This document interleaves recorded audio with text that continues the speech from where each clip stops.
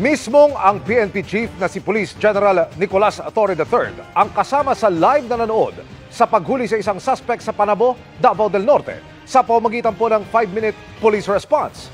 Ayon naman sa DILG, sa Agosto magiging operational na ang bagong 911 technology ng PNP. Nakatutok si June Veneracion.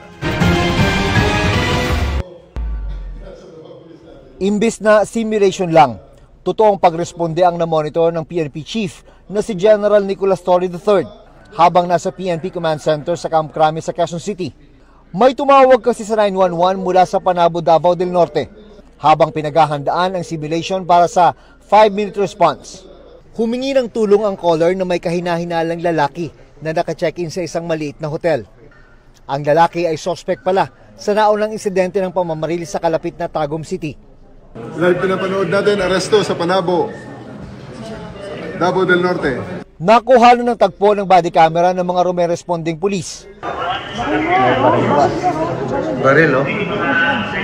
Oops, shabu. Intercepted. Snappy.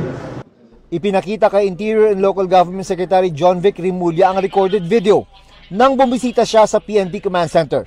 Despite the technology we're using, we're doing very well. But with yung sa bagong sistema natin, I think the PNP will have a better response time. Ang bagong sistema na sinasabi ni Rimulya ay ang 911 technology na magiging operational na sa kalagitnaan ng Agosto. Mula ito sa isang technology provider na siyang winning bidder ng kontratang nasa mahigit 1.4